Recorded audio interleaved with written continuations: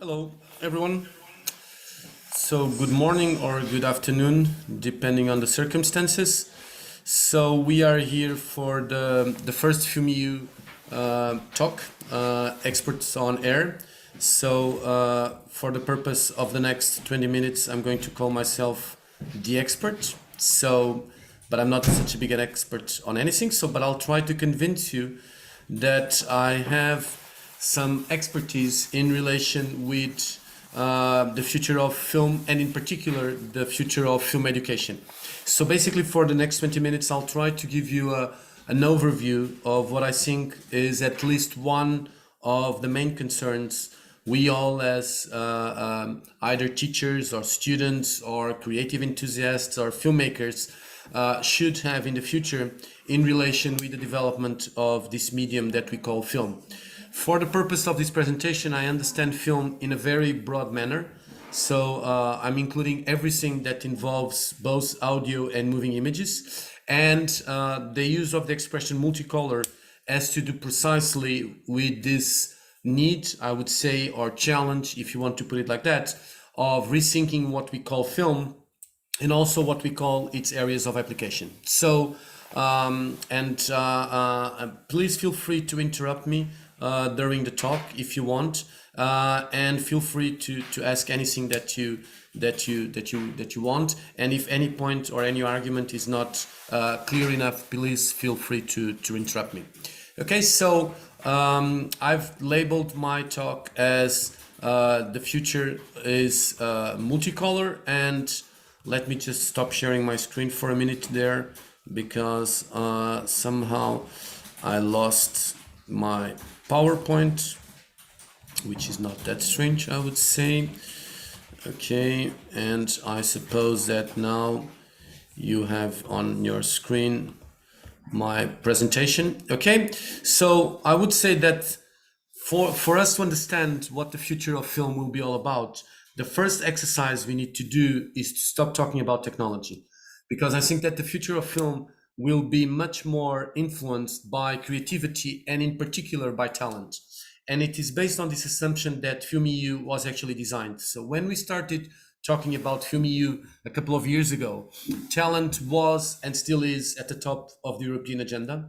And I think that discussing the future of film in terms of talent implies we assume that the future of film will involve one, diversity, and two, it will involve definitely inclusion. That's why I think that multicolor is the way to understand what the future of film is all about. And for us as educators, that implies we understand what we are talking about when we talk about educating talent. So for me, our main problem for the future, or our main challenge or question, if you want to put it like that, is to understand how the creative industries and how creative work will evolve in the near future, and what is changing, what can we do in order to make it more robust, more creative, and more diverse. Because in order to attain this objective of having a multicultural industry, market, cultural sector, whatever you want to call it, definitely we need to address this issue of the tools. What can be done? What are the opportunities that lie ahead of us? What can we do for the future?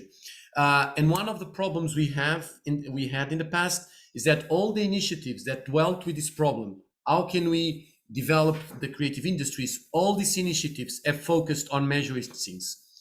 Those of you that know the past reports, namely the very early ones from the 90s in the UK, know what I'm talking about. It was all about the weight of the creative industries and the creative sectors in the economy of each European country. How could we measure the impact of the creative sectors, and even what were we including in the creative sectors? Is fashion part of the creative industries or not?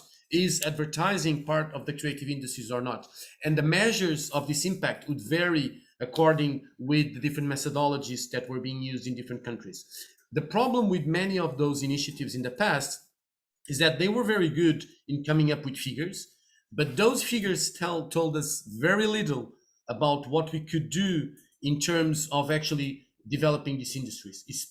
Eventually, it's because of this And because the results of those 2 decades of efforts in trying to measure the creative industries were not that satisfactory, that in the current European framework of funding, there are a lot of initiatives focusing on the creative industries.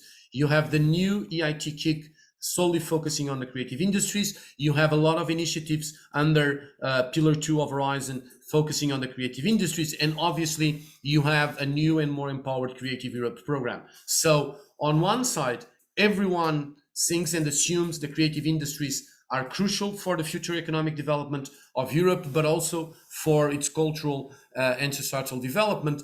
But in the end, no one really knows exactly how to do it.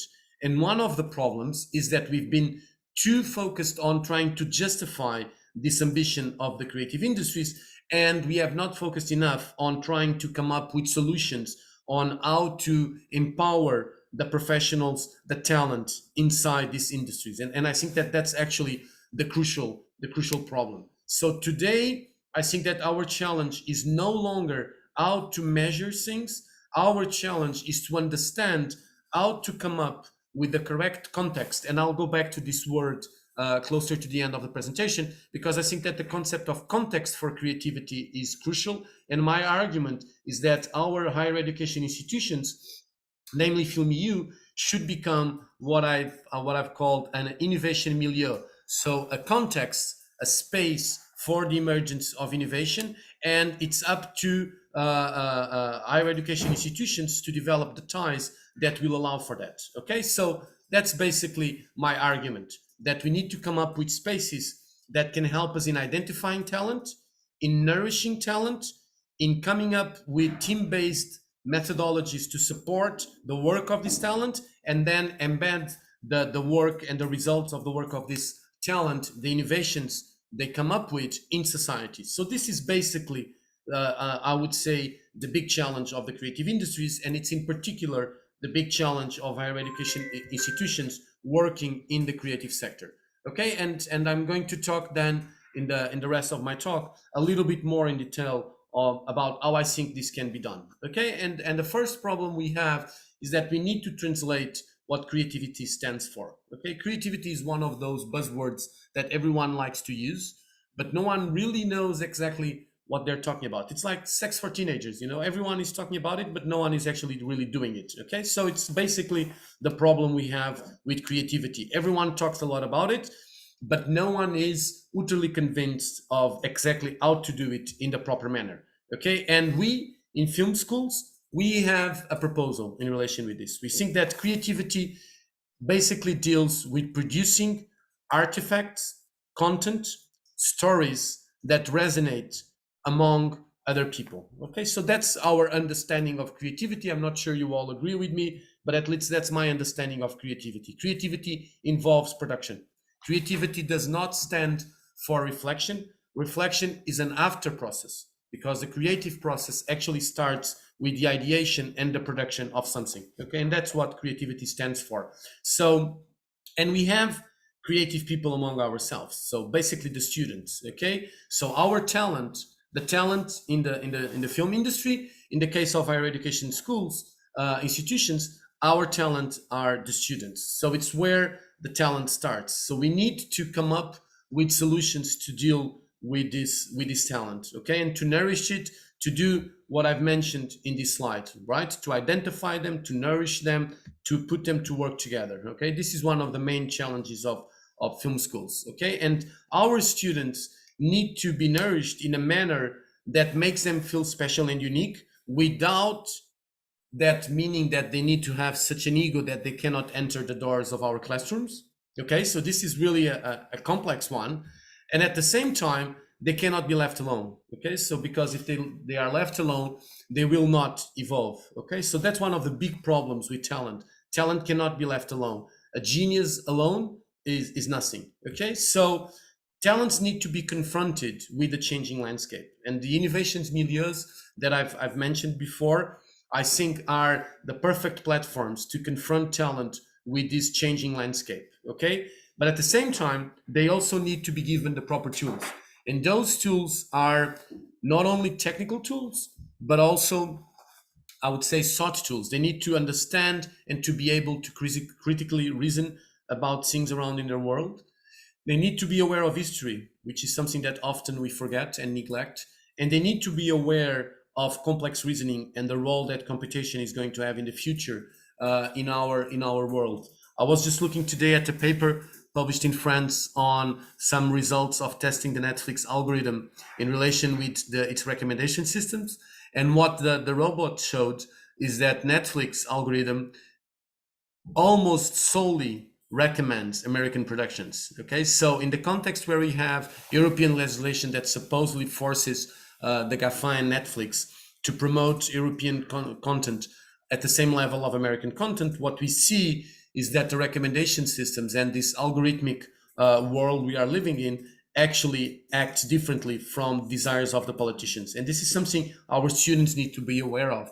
They are living in a very, very complex world, and it's a world that is going to change even more in the coming years. So they need to be aware of context, okay? And the word context that we have already used, in my opinion, stands for three things. Context is about structures, the innovations milieus that we've mentioned. Context is about content, so the stories we tell, and context is about processes, so how we tell those stories.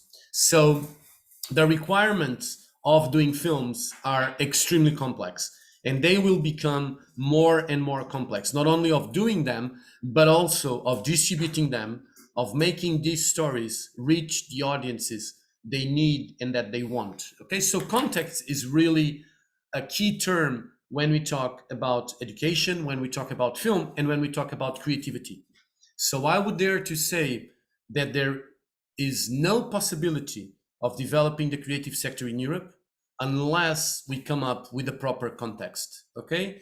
And this proper context involves the articulation of these three elements. They have to go together. So the talent, either it being the young talent that the students represent or the older talent that professionals represent, and they also need to be educated. That's why the lifelong learn paradigm is so important, and the schools and the industry, and they all need to work together, and they all need to understand that they can all profit one from the others, okay? And although this might sound like a lovely discourse, the fact is that in most of our countries, this does not happen, okay? Many people, we've all heard stories of terrific filmmakers that claim that the best thing they did in their lives was not going to film school. There is even a very famous platform in the US called the No Film School. Okay, so we need to defend what we do and the relevance of what we do. And talent needs to understand, the creative enthusiasts out there need to understand that they can profit a lot from film schools and that they can profit a lot from education. And the industry needs to understand that schools are this innovation milieu that can provide them with the proper platform for them to test their innovations, for them to explore what they're doing, and for them to act much better in terms of what they want to attain with their work. Okay, so these three symbols that we see out there, this out here, very ugly graphics, I must say, represent the interactions that this industry needs in order to evolve. So, and when I say industry here, I mean the cultural and creative sectors as a whole. So, but talking of context, obviously we have to assume that we are in Europe. So let's talk a little bit about what's the context in terms of structures, content, and processes in Europe. So if we assume that our objective in FilmEU is to contribute to this core idea of making Europe an international competitive creative audiovisual hub, what is the situation like in Europe? Okay, so these are figures from 2018 and 2019 because 2020 and 2021 are too depressive. So I decided not to include any figures for 20 and 21. Let's just pretend the world did not exist in those years. And let's look at figures for 18 and 19. Okay, so European film exports are up. Okay, so good news. 29% of films on TVOD are European and 21% on SVOD. This percentage is actually higher currently. 50% of fiction broadcasted is Europe, broadcasted on FTA channels. Cinema screens admissions are going higher, okay? And this was true in 2019. There was and there is an explosive growth of SVOD. And now look at this figure. 2,200 feature films were produced in 2019 in EU 28. So in the 28 countries of the European Union in 2019. Okay, 2,200. Okay, so just imagine, just let's put some simple math in it. Let's imagine each film involved something like 200 people. So you can see the amount of jobs that this industry generates. Okay, and we are only talking of fiction feature films. Okay, so this looks very good. Okay, so now let's get a little bit depressed. Okay, so the US market is 3.6 times bigger than the European market in terms of both audience and production. 5 countries in Europe, and I'm including here the UK, account for the large part of the production. Large part here meaning more than 75%. So Germany, France, Italy, Spain, and the UK. Investments and budgets dropped in most countries in the last 2 years. And again, I'm not including 20 and 21 in these figures. Okay, so I'm talking 18 and 19. Adoption of the new Audiovisual Media Service Directive. In most European countries, this process went on in 2020 and 2021, but the official date was the 19th of September 2020. The adoption of the new Audiovisual Media Service Directive, the so-called Netflix Directive, was done differently in many European countries. Countries like France included a very complex system of quotas and payments, while other countries such as Portugal were much more naive and implemented a system that is actually very interesting for the platforms. And there is, I would like to highlight this item, there is a growing significance of localized audiovisual media service. Okay, we are not including in this scenario 2 main problems. One is the growing importance of video sharing platforms such as TikTok or YouTube that have absolutely no dependency on European regulations. So while Netflix and Amazon and HBO are now obliged to pay for the local industries in all European countries, TikTok pays zero for European content production. Okay, and the second thing is that the fact that we've produced this incredible amount of films is actually not good. Okay, and this session is being recorded, so this might sound a little bit polemic, but it's not good because we are producing all these films, but the average audience per film in Europe is 10 times lower than that of any American film in the same local market. Okay, so this means that in most European markets, there are very few exceptions. American films have a bigger audience than European ones, and even worse, in most cases, European films do not travel. What does this mean?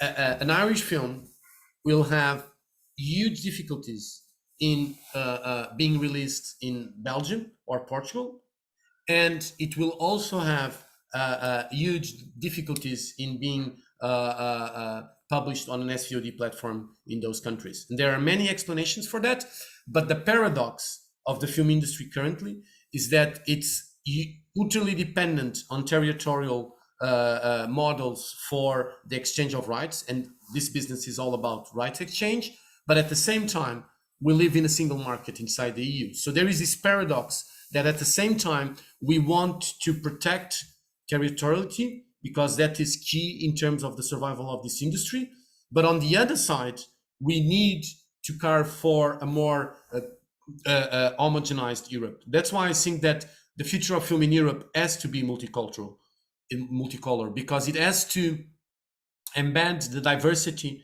of the territories inside the European Union, but at the same time, it needs to create mechanisms that will allow cultural content to travel freely inside that single market. So it's really complex how to deal with this in the future, and there are no easy answers on how to do this, namely because talent needs context. So this local talent that produces all these films at local level will not be sustainable unless we come up with solutions for this enlargement of the diversity that we have in our territories. So this is really complex. So on one side, we need to foster talent. We need to promote our local talent. We need to promote diversity and what that entails in terms of the richness of, let's say, an European approach. But at the same time, the context for the promotion of this local talent is really non-sustainable the way it is right now. So if we keep on producing at this pace, we'll be left with a lot of talent that is extremely depressed because the reach of its work, it will be really low. Okay, so looking for the multicolor future that we envision for film implies that we work on the context, and that's why I think that schools are crucial in terms of the future development of the European film industry, because they are a core actor in the system. They need to be understood as one, and they are the ones that are in a very advantageous position to develop new initiatives that can foster this local talent to gain an international scale. The initiative I would like to propose in this context, so I think that the best approach to coming up with this context is what I call incubators. And I know that the expression incubator is one that is usually understood as a place where startups start. I don't think that incubators are only that.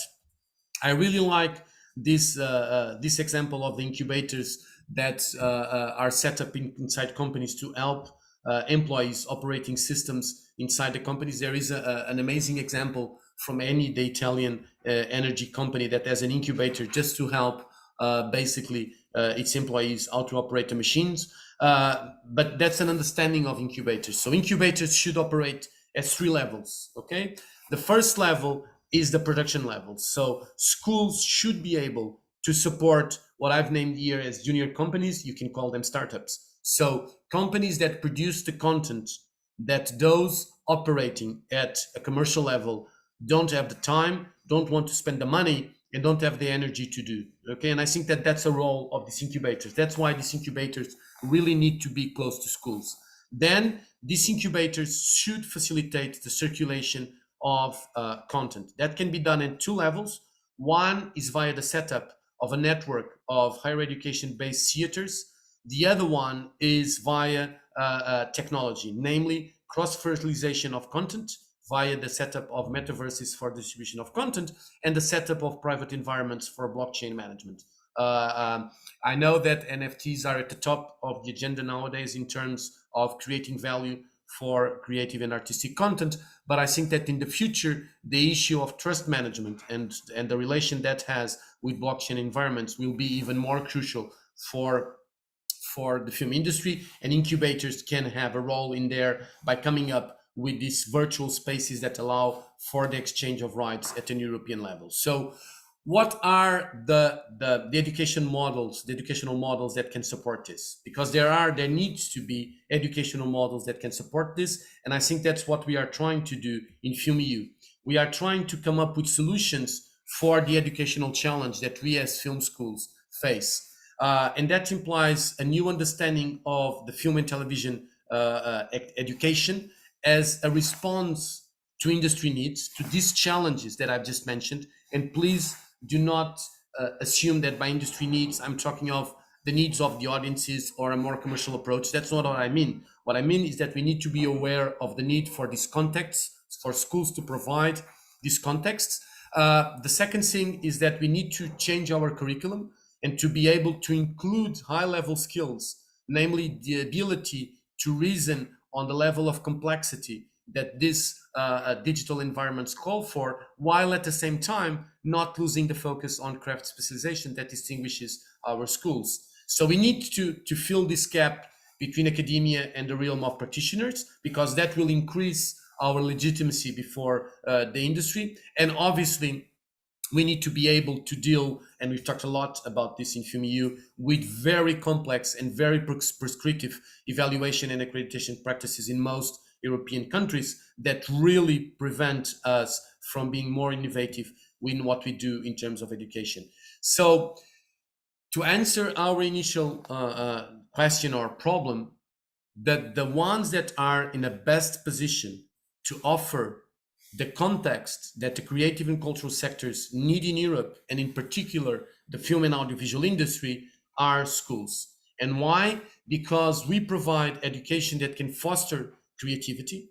What we are currently not doing is enabling the structures that can provide these different levels, these three levels of incubation, of innovation that I've just mentioned, and promote I would say, what will be the profile of our graduate in the future.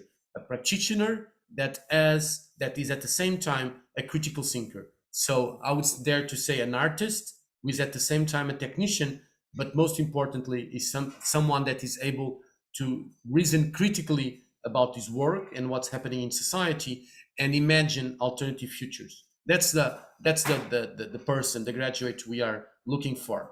That implies we innovate in our pedagogies, okay? And I'm not talking here of embedding distance learning. I was looking at some figures from Brazil this morning. This year in Brazil, 54% of the new entrants in higher education opted for distance learning. This is an incredible figure. And it's something that really puzzles me because there are many explanations in Brazil for that.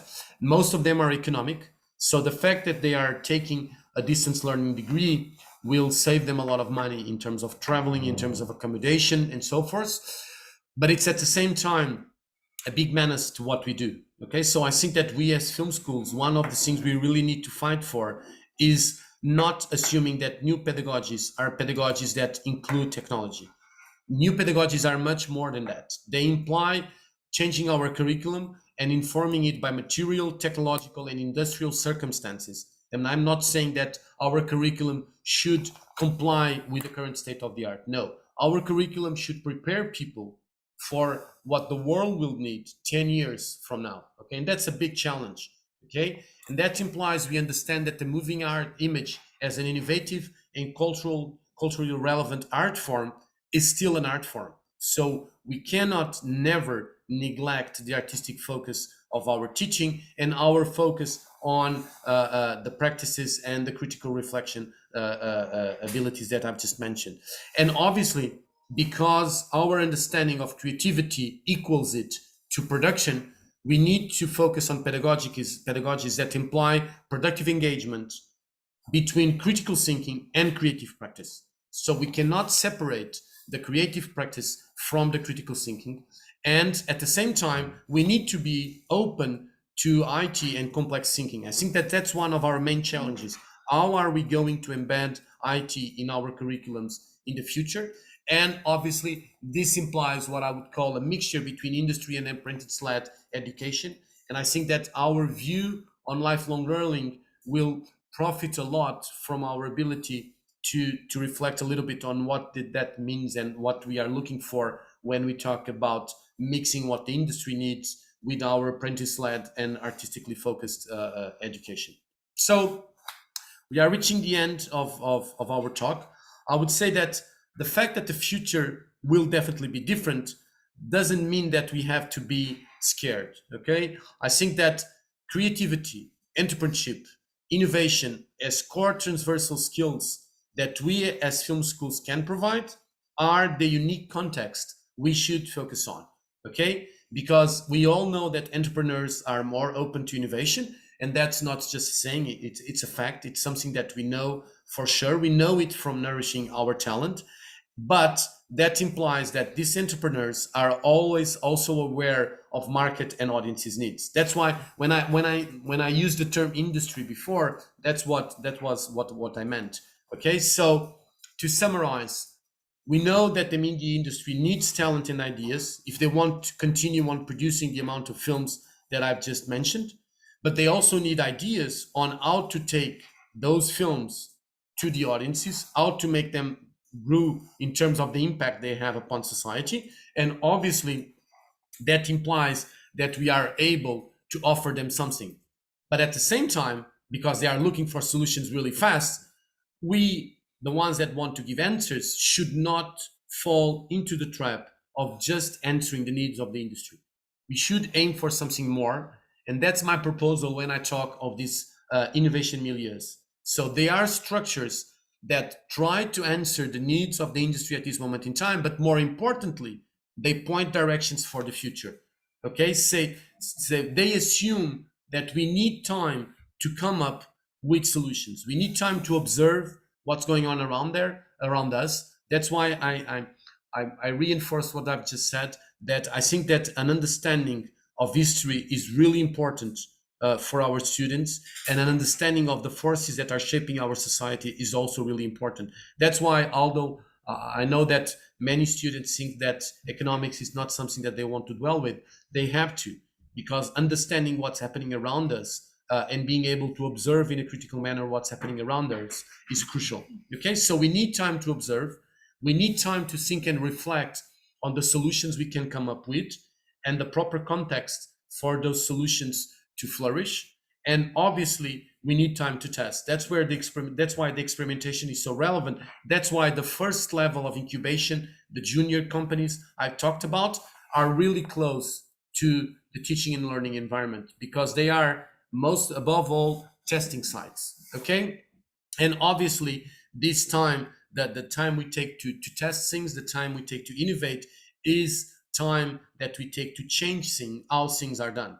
That's why this conflict between what the industry needs and what we can offer is so complex, because answering the needs of the industry will prevent us from doing things that will actually change how things are done. And I believe that the role of schools, of higher education, is to change how things are done. Okay, and I think that film schools should not become solely a provider of human resources, of creative human resources to the industry.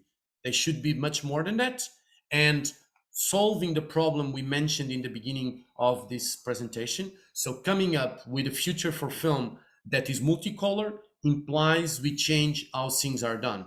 We improve how things are done. We improve the context our talent has, and we bridge the gap between not only industry and academia, but also between talent, industry, and knowledge. Okay, so the gap is much bigger than just a gap between industry and academia, and that's something we often forget.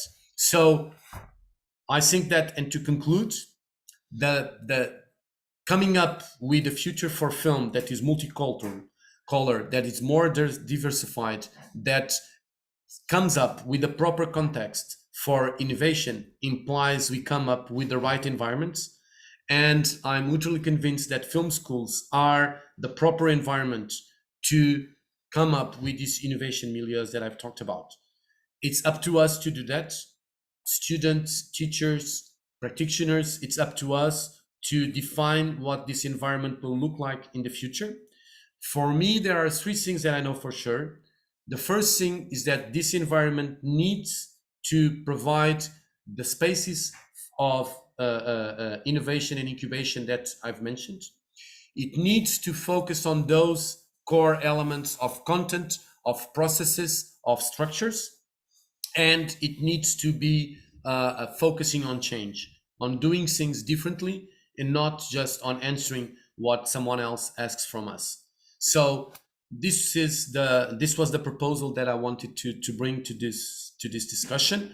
I hope that it has somewhat helped you in reflecting a little bit on our role as teachers, as students, as academics, also as creative professionals and enthusiasts. And I'm now open to questions. Thank you very much. I think I stick exactly to my time. So any questions or comments? Because if none, it will be up to me to close the session. So, but please, comments, questions, anything you would like to ask, if anything. If not, I would sincerely like to thank everyone for coming to this first edition of Experts on Air. This is something we want to do on a regular basis. So I think we'll be learning a lot throughout this process. And I see these talks and this event also as part of the context we are trying to come up with in FilmEU. So thank you very much for your time and for your availability. And I hope I'll see you all soon in a different setup from this bizarre tiles model that we are now also used to. So thank you very much, everyone, and good afternoon, and enjoy the rest of the week. Bye-bye. Thanks, Manuel. Thank you.